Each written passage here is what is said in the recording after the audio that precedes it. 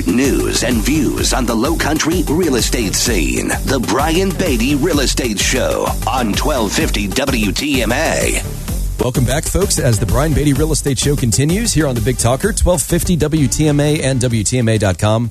I always like to take a moment and just say how much I appreciate those of you that tune into the show regularly. I know that I've had the pleasure of doing business with a lot of you, and I certainly appreciate that. But I also appreciate those that just, reach out and they have general knowledge questions, something that I can help them with. Maybe they need a good contractor. Maybe they just want to run something by me. Of course, maybe they need and have a real estate need. They need to buy and they need to sell. They want to invest. Maybe they want to get into the industry. Maybe they've got a property they want to manage. Maybe they need access to short-term capital for a renovation project or a flip or something along those lines. But either way, we can help you with all of those things. So if you'd like to reach out to me and have a conversation off air, my personal number is 843-800-0065. That's 843-800-0065. Or go online at listingsincharleston.com, listingsincharleston.com.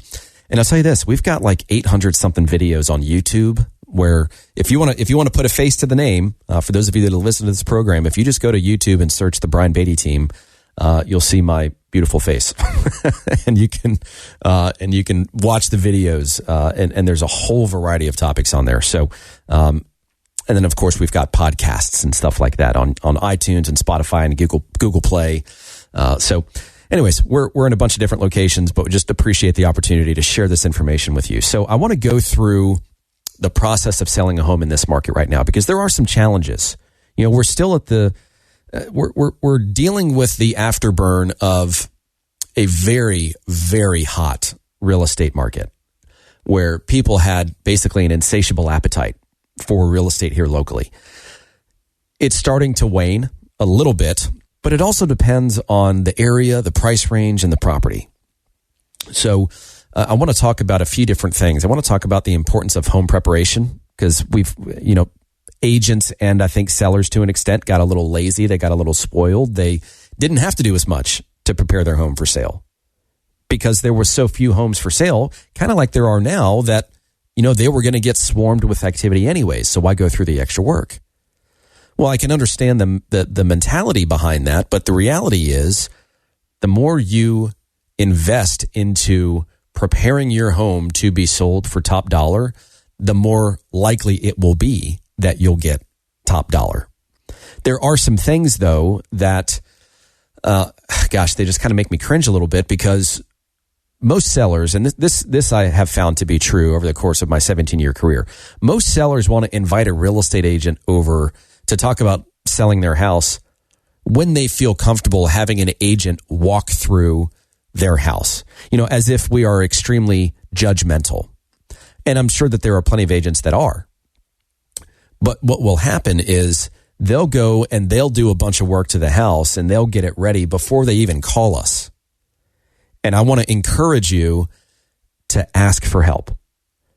There are a ton of contractors out there that, just like real estate agents, don't do as good a job as you would like for them to do. Their communication is a problem. Their quality of work is a problem. The cost of their work is a problem. We've had the pleasure of working with various people over the years that have just done a fantastic job for our clients, and they're very cost effective. So if you're thinking about getting some stuff done to your house, allow us to help you with that. Let us shop those projects and come up with the best cost and the best company person to fulfill those projects.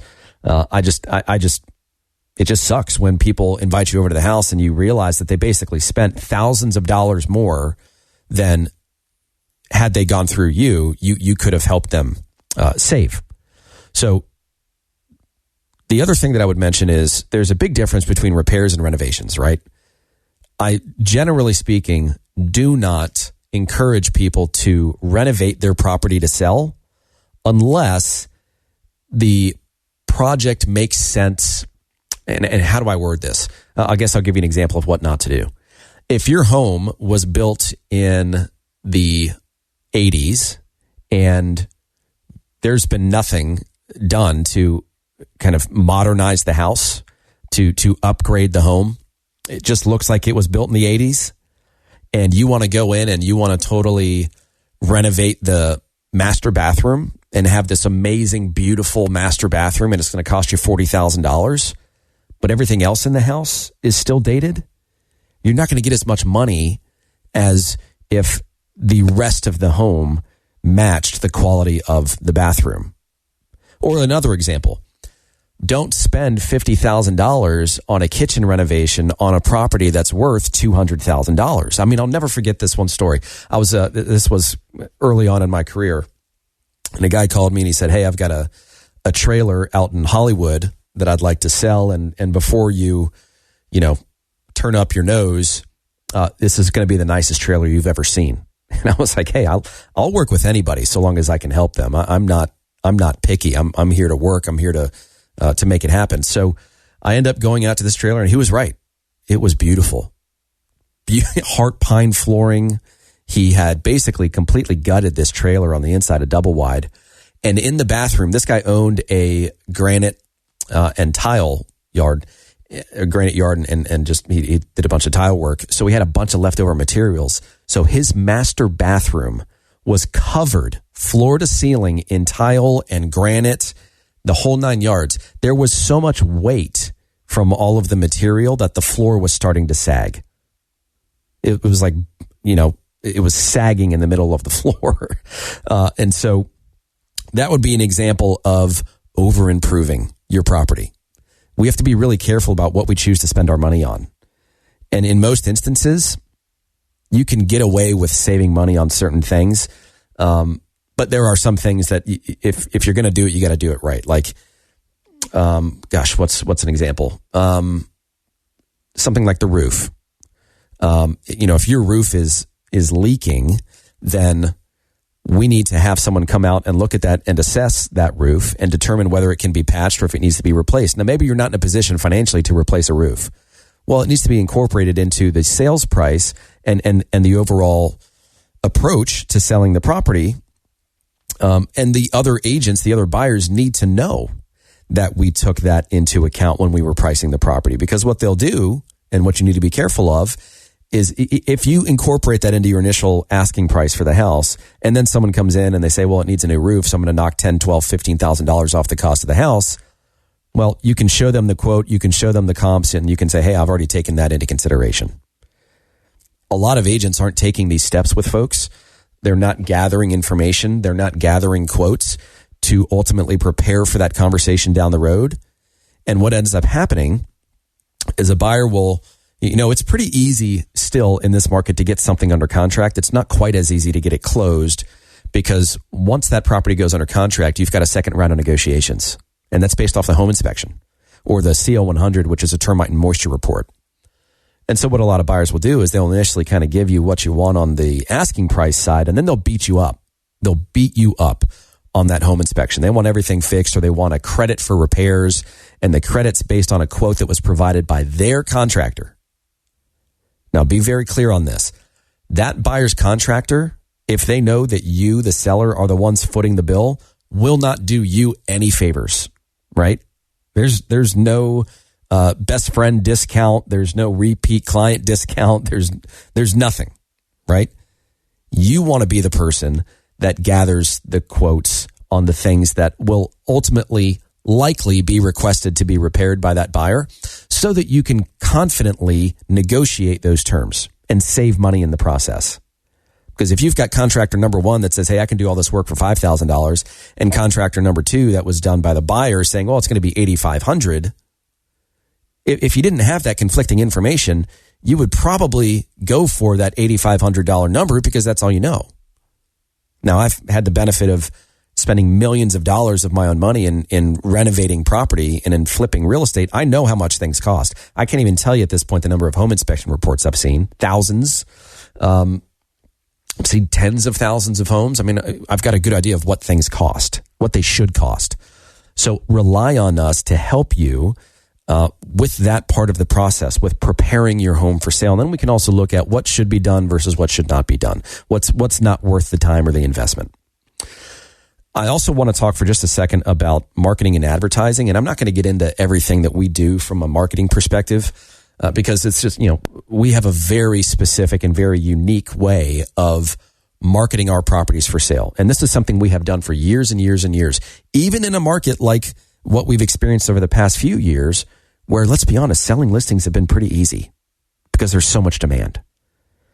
But hitting the easy button is one thing. We still invested, tens and tens and tens of thousands of dollars a month into our marketing budget to create so much traffic on our properties that we were selling them for more than what I think other agents would have been able to sell it for had they just stuck a sign in the ground, stuck it on the MLS, and prayed, right? Waited for the showings to come in. And I'll tell you this, AI is changing the game right now. And this works for you in your business too. A lot of folks that are listening right now can absolutely use this today for free. ChatGPT. Here's how the game has changed. I'll just give you one example. We can now upload our photos online, give it a few, important pieces of information, and AI will scan all the photos and it will write the listing description for our properties. And it gets it about 95% of the way there. Of course, we add in a few things that it misses and double check everything. But talk about all these different ways of creating efficiencies in your business or creating content for your business. The world is your oyster, and ChatGPT allows for so much more creativity and real life content that can be used in your business right now. Anybody listening, I highly encourage you to just search for ChatGPT and just start asking questions. Have it ask questions about your business, create content. It's so exciting. But a lot of people are becoming a little obsessed. And let's be honest, a lot of agents are always looking for a solution to the hard parts of the business. And we had talked a little earlier in the program about the fact that, there's about 8,000 agents in Charleston, and over 7,000 of those 8,000 have sold less than a home a month in the past 12 months. A lot of starving agents out there. And you've got basically three different types of agents, from my perspective at least. You've got people that run, people that chase, and then people that stay. The people that run are always looking for something that's just a little bit better. So these are the types of agents that always switch brokerages, right? Oh, they're going to pay me a few percentage points more on my deals, or whatever the case might be. But they're always moving. They're never planting their feet on solid ground. They're always they're nomadic. The other folks are the people that chase the shiny objects in this business. There's been so much disruption over the past several years as, real estate leads have been harder to get. Systems have become way more advanced. And you've got companies now that are trying to solve issues for real estate agents and many other industries as well, to where people are just writing checks and they're spending themselves out of business. They've got more expenses than income. It's a pretty basic thing that you need more income than expenses. But people are just willing to write checks to solve issues in their business rather than work hard. And then you've got the people that stay, that plant their feet on solid ground, that grow their roots deep, they grow relationships.